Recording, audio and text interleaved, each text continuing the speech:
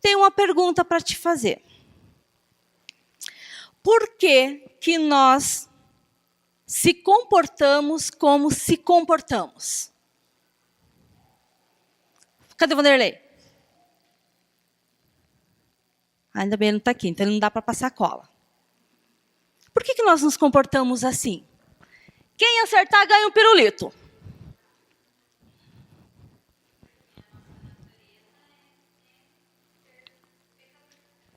A nossa natureza é ser pecador? Então tá. O que mais? Não é essa a resposta. Por causa da nossa personalidade? Boa resposta, mas também não é essa a resposta. Não ganhou o pirulito. Não, vamos tirar a parte espiritual, gente. O nosso comportamento, o nosso dia a dia, as nossas atitudes, as nossas ações. Por que que nós nos comportamos assim? Desta forma. Forma que nós nos comportamos. Por causa do quê? Caráter? Não. Hã? Educação? Não. Não vou falar. Vai, vamos, gente. Pensa, coloca a cachola funcionar. Valores? Boa pergunta, boa resposta, aliás. Mas não é essa ainda. O que é, Anivaldo? Por que você se comporta do jeito que você se comporta?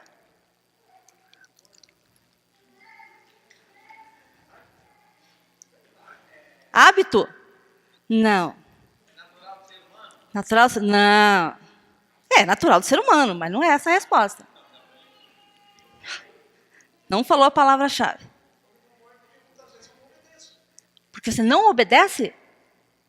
Não, porque daí você também se comporta quando você se obedece. Porque você quer? Boa.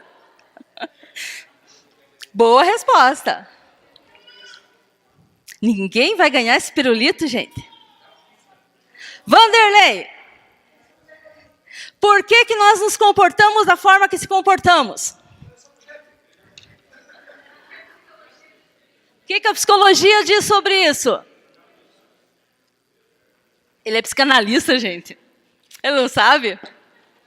Não vai valer a resposta dele? Não sabe? Que legal.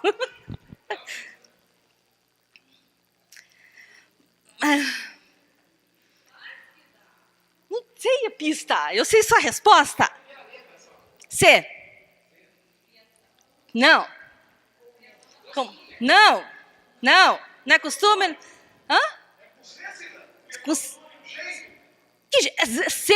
C é de casa. Não é G. Começa com C. Quase isso. Não. Márcio quase acertou. Não. Não é circunstâncias. Amados, nós nos comportamos, essa psicologia nos ensina isso, explica isso, quer dizer, nem Freud explica, mas Skinner explica, que nós nos comportamos da forma que nos comportamos por causa das consequências. Era isso que eu ia falar, né? Perdeu. Eu vou levar para casa de volta. As consequências é que fazem com que eu repita o meu comportamento ou não. Por exemplo, por que que você come? Eu vou dar outra chance, outro pirulito. Por que que você come? Não é porque tem fome, não é para sobreviver.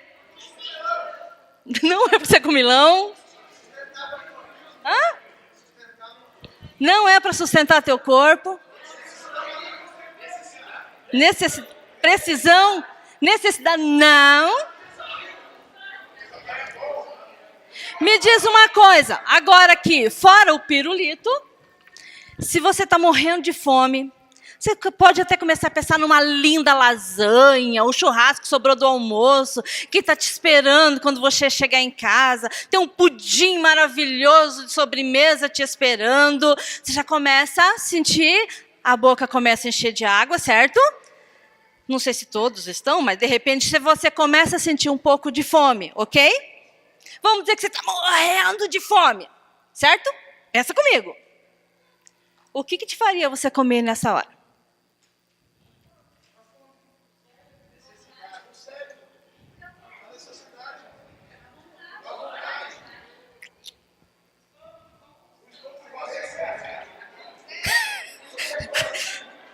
A comida, gente. Você tem comida aqui agora? Não. Então você pode estar morrendo de fome, mas você não tem a comida. A comida é a consequência por qual você come. Porque você poderia estar... Tem muita gente morrendo de fome e não tem a comida. Não é a fome que vai fazer ela comer. É ter a comida que vai fazer ela comer. Né? Nós aprendemos que o nosso reloginho biológico acontece meio-dia. O que acontece? Você começa a sentir? Por quê? Porque você está acostumado a todos os dias, nesse horário, comer, certo? Aí você vai sentir fome. Daí porque você tem a comida. Por exemplo, você está acostumado, vamos lá, agora dar uma viajada na maionese, você está acostumado de madrugada, lá para umas meia-noite, terminou o culto, foi para a casa de um irmão, não sei o quê, vocês vão no McDonald's comer um sanduíche. Você vai hoje. Deu fome, deu aquela vontade, você vai. Chegou lá, está fechado. Né? Você volta para casa, você pode pensar, fechou mais cedo, essa onda de assalto, de repente fechou, alguma coisa assim. Você vai amanhã, você está com fome, está com aquela vontade de novo, e está fechado de novo. No outro dia, o que acontece? Você vai de novo e está fechado. Você vai de novo? Não. A consequência faz com que você repete o comportamento ou não. Porque você deixou de ter aquilo que você estava buscando. E o que isso tem a ver com uma pregação do culto domingo à noite? Né? Bom, eu tinha que entrar na minha área, né, gente? Cada um tem o seu peixe para puxar, né? Então, queria explicar nesse sentido, porque tem tudo a ver com a nossa vida espiritual. Tá? Por que nós viemos no culto todos os domingos? Porque a igreja está aberta. Mas o que me motiva a vir para a igreja para estar aqui?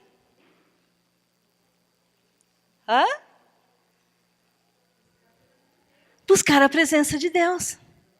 E se Ele não estivesse aqui, te motivaria a vir até aqui?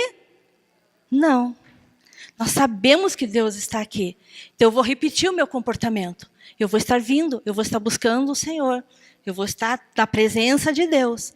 Porque eu sei que aqui Ele está e eu vou ficar repetindo. Mas nós temos aí uns domingos, estamos ministrando, ensinando sobre dízimos e ofertas. Assim, por isso que eu comecei falando sobre o comportamento, porque todo comportamento é ensinado.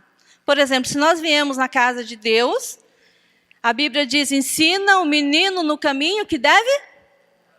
Então, aí quem teve seus filhos desde pequeno, você catou na mão no teu filho e levou para onde? Para a igreja. Então, você ensinou. Todo comportamento é aprendido. Todo.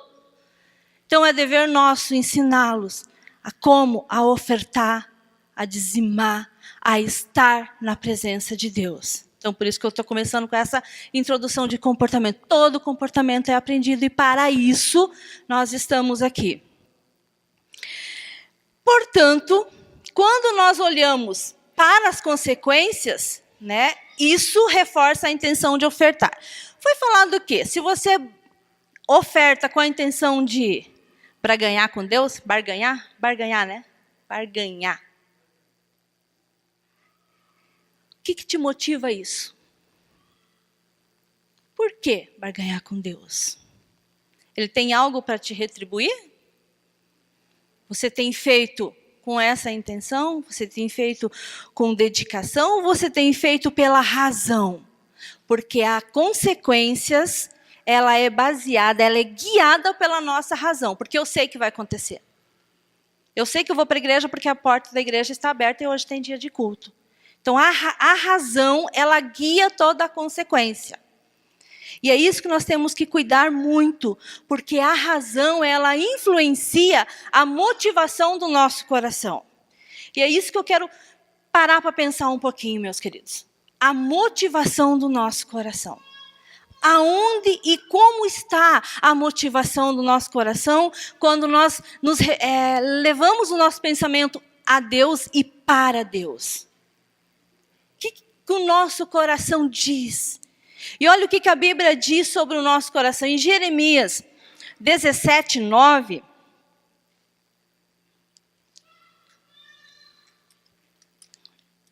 diz assim: enganoso é o coração mais do que todas as coisas, e desesperadamente corrupto. Gente, o nosso coração é corrupto, né? Ele é enganoso, e quem o conhecerá? Nós devemos vigiar muito com a intenção do nosso coração, para que nós não sejamos enganados. Eu estou aqui na igreja, eu ergo minhas mãos, eu adoro, eu louvo ao Senhor, né? Porque o meu pastor está vendo, porque meu irmão está vendo, porque minha esposa está vendo, porque meu filho está vendo, tem que dar exemplo para o meu filho. Eu dou meu dízimo, eu levo lá, ó. Todo domingo eu estou lá levando um envelope de oferta, porque eu tenho que dar o dízimo, porque o pastor falou que eu tenho que dar o dízimo, e ainda tenho que colocar o nome no papelzinho ainda.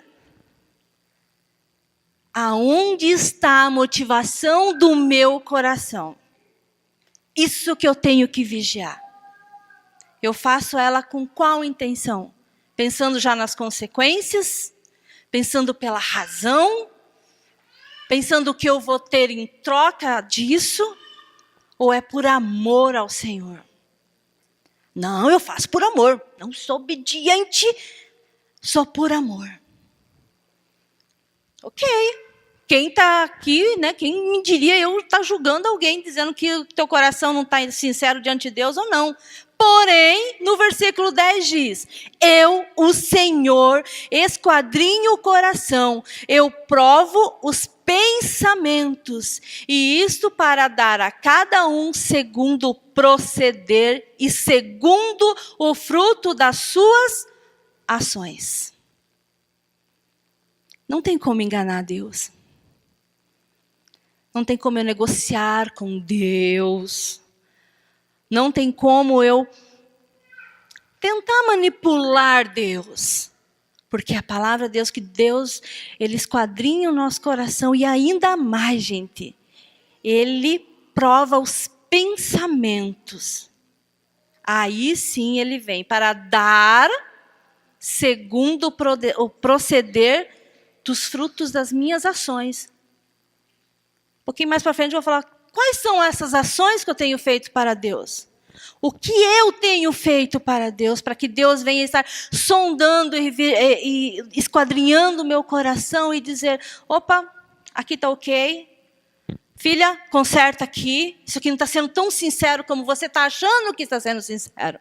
É essa a minha intenção, queridos, que a gente se perceba. Isso aqui para mim eu vigio nisso. Deus, esquadrinho o meu coração, porque não adianta, eu posso ser falsa com o meu pastor, gente. Eu posso ser falsa com o meu marido. Eu posso ser falso com o irmão. Eu posso viver que nem meu marido dia e noite. Posso ser uma pessoa para ele. Que na igreja eu posso ser crente, nossa, como eu sou. Mas, para Deus, não tem como a gente enganar. Para Deus, não tem como se esconder, porque Ele está sondando e provando os nossos pensamentos. Aí nós conseguimos, né, andar um pouquinho mais quando eu começo a vigiar o meu coração e percebo que eu devo então ser motivada pela obediência. Então meu coração é muito sensível, então eu vou para a obediência. Obedecer a Deus é o princípio de todas as coisas, para que eu possa então ser guiado pela fé.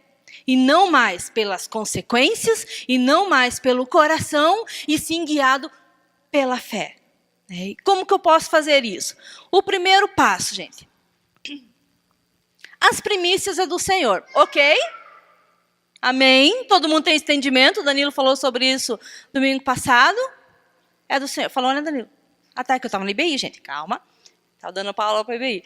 Então, ele falou sobre isso, as primícias. O Samir acabou de falar isso também um pouco agora, no momento da oferta. É do Senhor, nós temos esse entendimento. Né? Lá em Êxodo 19, né, quando Deus traz todos os mandamentos, as ordens, as regras, as diretrizes, as regras, né, Alana? Falamos sobre as regras, né, essa semana lá dos 10 mandamentos, lembra que a gente estudou lá na escola? Ai, que susto! Né? Então, nós estamos falando que Deus ele deu as suas regras, os seus mandamentos, as suas diretrizes. Faça assim. Aí ele diz, trazei todo o melhor da sua colheita, trazei o fruto e fazer uma festa para o Senhor. Opa! Por que muitas vezes quando... Gente, teve uma certa vez, não foi aqui, tá, gente? Foi numa outra igreja. Eu fui pedir uma doação para uma pessoa. Uma coisa muito simples. Simples, acho que não custava nem uns R$3. E a pessoa falou assim, irmã, eu preciso orar para ver se isso é da vontade de Deus. Santa irmã, né? Então, motivo de dar para o Senhor é motivo de festa. É motivo de alegria, é motivo de gozo, de prazer, e não com dor no coração. Ainda ontem nós estávamos comentando no nosso grupo familiar, né? Que às vezes a gente fala, ai meu Deus, R$200 eu tenho que dar de dízimo, é bem certinho a prestação lá do boleto de tal coisa. Né? A gente estava comentando isso. O cuidado, esse é o esquadrinhar do coração que Deus faz. É motivo de festa, é motivo de alegria. Né? O povo, quando dava as primícias para Deus, gente, eram umas festas de alguns dias. De muita festa. Né? Por isso, às vezes, brincamos aqui, traga a sua oferta rindo, dançando. Teve uma época que os irmãos colocaram até um vídeo lá da África ofertando, né?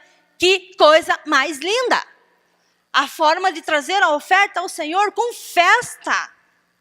Às vezes você vai lá, meu Deus, esse dinheiro poderia fazer falta para me pagar a luz amanhã, comer o lanche lá do meu serviço, lá e tal, não sei o que, aquela oferta que eu estou dando, coisa e tal. Então, motivação do coração, que a gente tem que tomar muito cuidado sobre isso. Mas então, hoje, né, seguindo o Velho Testamento, essas festas, as primícias, hoje não acontece. Mas como que nós podemos dar a primícia a Deus? Marcos 12:30 diz, amarás, pois, o Senhor teu Deus com todo o teu, com toda a tua, com toda a sua mente, enfim, amarás o Senhor teu Deus com todo o teu entendimento, com toda a tua força, com toda a tua alma, com toda a tua inteligência, com tudo que você tem. Ame ao Senhor em primeiro lugar. Ele tem que ser essa primícia. O meu amor é a primeira coisa que eu dou a Deus. Eu venho para o culto. O que eu dou em primeiro lugar para Deus no culto? Aí eu tenho que conversar com aquele irmão, eu tenho que fazer aquele lá, eu tenho que ligar um instrumento, eu tenho que limpar o templo, eu tenho que fazer não sei o que lá. Puxa, eu não parei um minuto e respirei e falei, Deus, eu estou aqui porque eu te amo. Porque se o Senhor não estivesse aqui, eu estaria apenas vindo num encontro com as pessoas. Então, o dar a Deus o nosso amor, porque Ele sim tem que ser o primeiro. No momento que nós pisarmos, quando eu acordo, abro o meu olho, antes de abrir mesmo, né? Você fica ali, aquela Deus, estou viva. Mais um dia o Senhor me deu. Obrigado.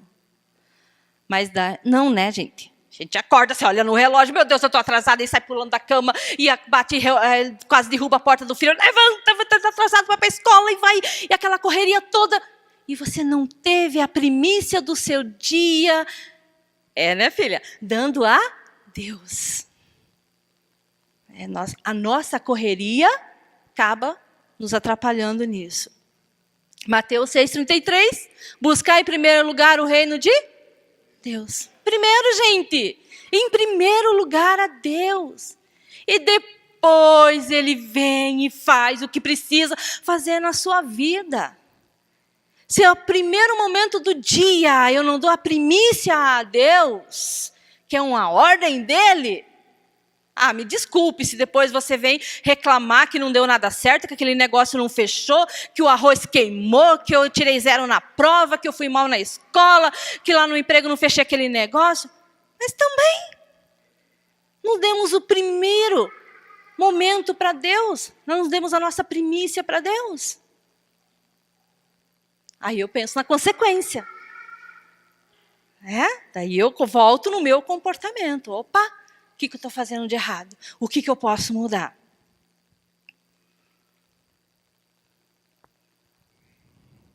Quem cumpre esses mandamentos está dando a Deus as primícias em todas as áreas da sua vida.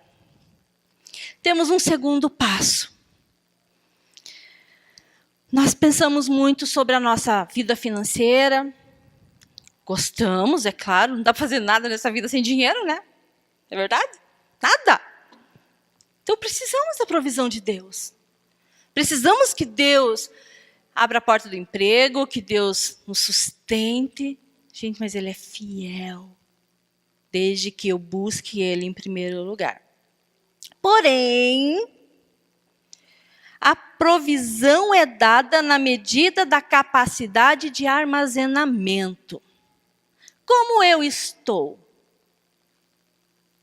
Vamos pensar.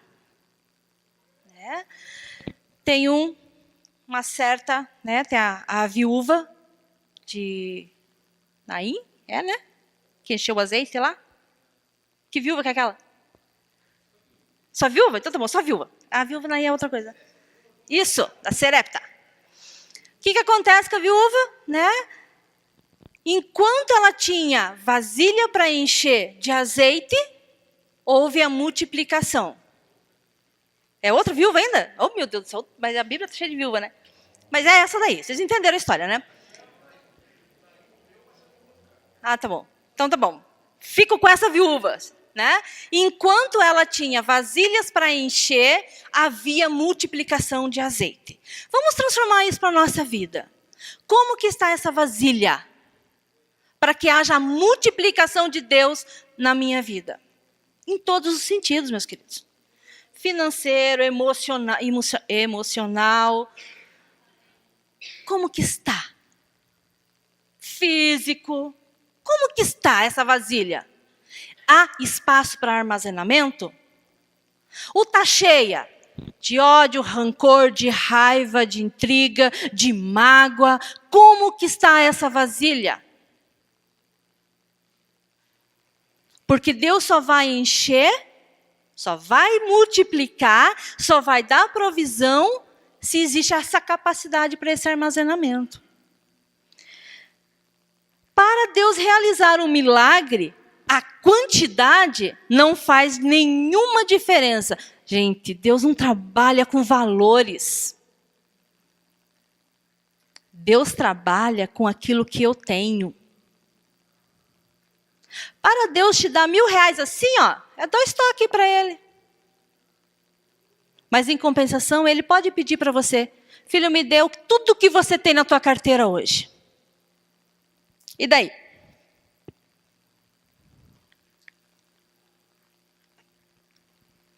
Como que fica o teu coração? Se Deus pedir isso agora. Vamos ser sinceros, você já começa a pensar. Passagem do ônibus para amanhã, o almoço, como que eu fico essa semana? Vou receber só tal dia? Não é verdade? É só comigo esse negócio? Não é?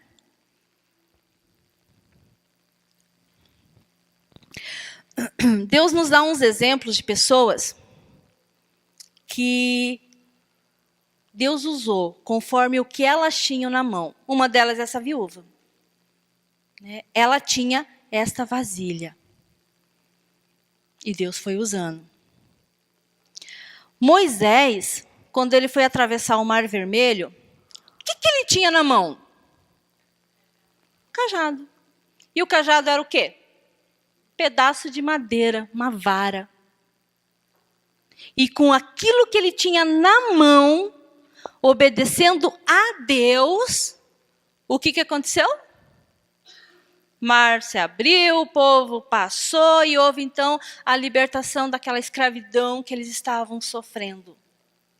Se a gente for pensar na gente, libertação de todo o mal que eu estou vivendo através daquilo que eu tenho nas minhas mãos. Apenas obedecer aquilo que Deus te mandar.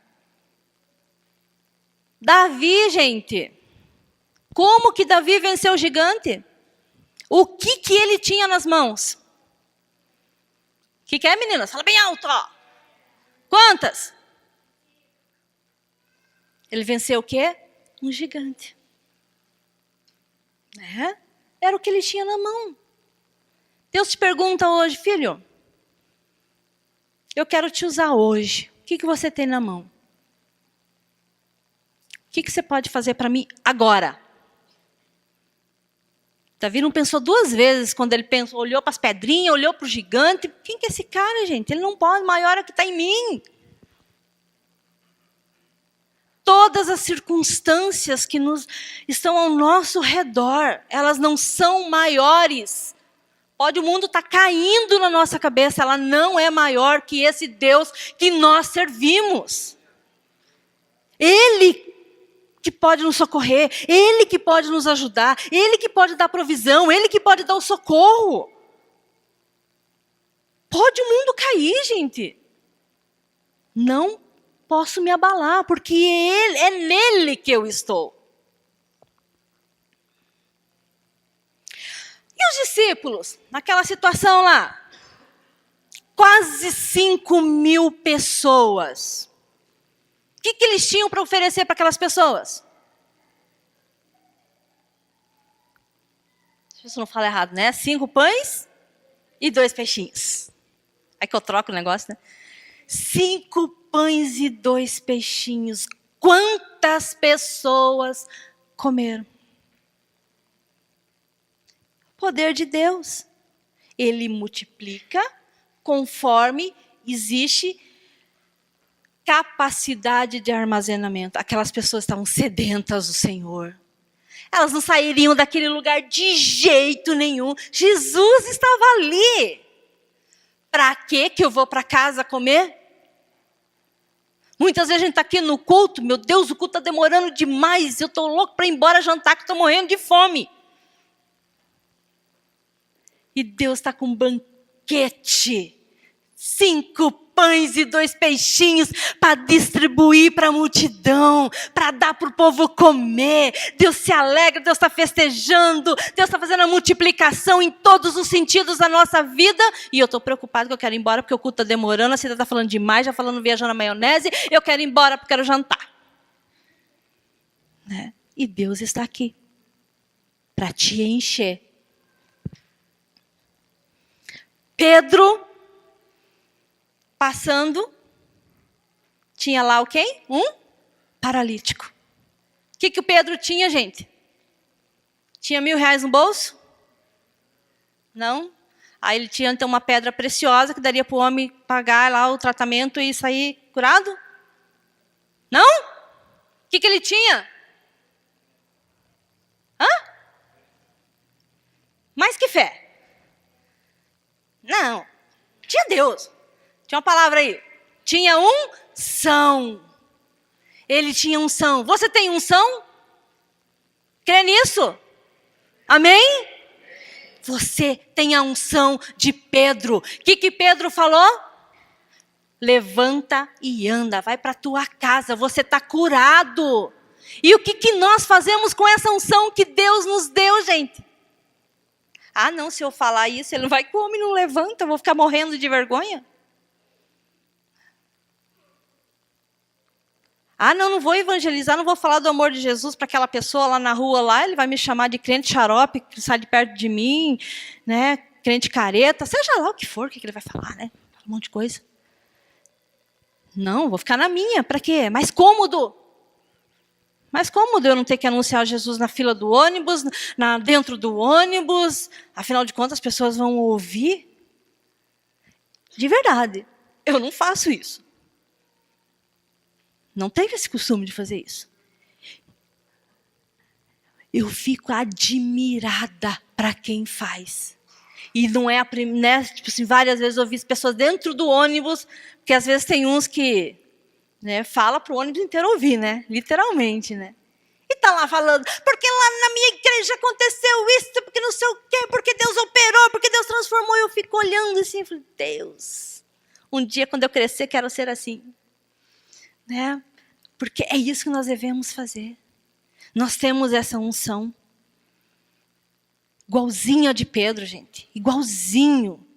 De falar, olhar para um paralítico, olhar para um enfermo, olhar para alguém que está precisando de uma palavra e não se calar.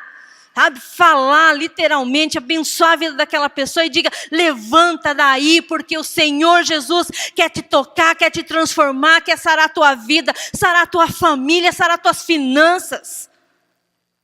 Porque Ele tem feito isso na minha. E Ele tem feito isso nas nossas vidas. Todos aqui, eu tenho certeza que tomou café, almoçou, e às vezes uns bem demais, outros nem tanto, mas todos comeram um bom almoço hoje, e vai chegar em casa, vai jantar, tem um teto para se, né, ficar debaixo, para se cobrir, uma cama deliciosa. Às vezes eu deito na minha cama e falo, ai Deus, como eu gosto da minha cama, daí eu me lembro, Deus, quantas pessoas estão no relento, estão no meio de guerra, não tem aonde se deitar. Nós temos, Deus tem nos dado, Deus tem nos abençoado. E eu me calo. Eu fico aquilo para mim, no meu egoísmo, olhando para o meu umbigo e não vejo a pessoa que está na minha frente necessitando de falar, Jesus te ama. Creia no poder de Deus, a tua vida será transformada. A unção que estava sobre Pedro, a unção que estava sobre Davi, a unção que estava sobre Moisés e tantos outros que a Bíblia relata, que aquilo que eles tinham na mão para fazer, para dar para Deus, eles fizeram, está sobre as nossas vidas também. E Deus hoje te pede, o que você tem me dado? O que você tem feito na minha casa, na minha obra, por mim? E em mim. Esse é o cuidado que nós devemos ter. Então, portanto, o milagre depende daquilo que se tem. Deus vai multiplicar aquilo que você tem na tua mão. Aquilo que você tem dado para Deus. Deus vai multiplicar conforme você faz para o Senhor. Não espere pelo irmão fazer, não. É a tua vez de fazer. Mas eu falo, mas eu não tenho nada hoje para dar. Pode pedir, cidadão. Se Deus pediu o que eu tenho na carteira, eu não tenho nada. No início, quando Deus olhou para a terra, que era sem forma e vazia, tinha alguma coisa? Tinha nada, certo? E a partir desse nada, Deus criou todas as coisas. Deus falou, haja luz, haja bicho, haja homem, haja tudo. E todas as coisas aconteceu. A partir desse nada que existia. Porque, amados, eu volto a falar, depende do nosso coração, da nossa obediência, para Deus fazer todas essas coisas. Deus irá operar um milagre em sua vida a partir do que você tem. Não espera, mas um dia eu vou ter, daí eu posso fazer. Não. É hoje. O tempo é hoje. O tempo é agora. Faça. Se nada oferecermos a Deus, Ele nada poderá nos usar e nos dar. Mas Ele pode usar o pouco que temos e transformá-lo em muito. O pouco pode ser transformado em muito se formos colocados nas mãos do Senhor. Aí que está o segredo da nossa vida. Quando nós dizimamos, quando nós ofertamos. Uma vez o Val, ele trouxe numa ministração da oferta que ele estava fazendo, e ele usou esse exemplo. Eu nunca mais esqueci, eu nunca tinha pensado nisso, né? Mas já faz algum tempo isso. Que a oferta e o dízimo é semelhante a um casamento de um homem e uma mulher. Um homem sozinho pode ter filhos? Não? Uma mulher sozinha pode ter filhos? Não. Precisa dos dois, da união dos dois, para que haja multiplicação. Só assim há filhos. Assim é a bênção financeira na nossa vida. Se eu oferto e dizimo, quer dizer, se eu dizimo e oferto, existe a multiplicação. Se eu só dizimar e não ofertar, opa, como que vai multiplicar? Se eu só ofertar e não multiplicar, como que vai multiplicar? Opa, o que eu falei? Se eu ofertar e não dizimar, não tem como multiplicar. Precisa da união dos dois. Precisa ter esse casamento de oferta e dízimo. Temos ouvido aqui os pastores falando, né, no momento da oferta. O Edson está aqui hoje para confirmar isso. Ele conta que teve uma vez que era no momento da oferta e o Júnior pediu, pai, dá uma oferta. Ele, pega na carteira do pai, filho. Sabe o que ele fez? Ele pegou a nota maior que o pai dele tinha na carteira. Era uma nota de R$50 na época. Ele ofertou. Porque ele tinha o quê? Ele deveria ter uns 5 anos, se eu não me engano, na época. Daí foi uma lição para ele, né? Ele conta isso pra gente. Porque ele falou assim, daí ele briga, né? Hoje não dou mais a carteira, né? Mas enfim. O coração da criança era o maior para Deus, não é o menor. Agora cá com nós, marido e mulher. Um é maior do que o outro no casamento? Hã? Não? Caso Danilo é? Não são, né? Um é igual ao outro. E por que muitas vezes nós temos esse entendimento que o dízimo tem que ser maior? Para haver multiplicação, os dois têm que ser iguais para o Senhor. É aí que o Senhor vai multiplicar todas as coisas. E quando nós colocamos no Senhor a nossa vida financeira, a nossa vida, enfim, todos os sentidos, Deus começa a abençoar. Em Efésios 3, 20 e 21 diz assim, ora, aquele que é poderoso para fazer infinitamente mais do que tudo, quanto pedirmos ou pensamos, conforme o seu poder que opera em nós.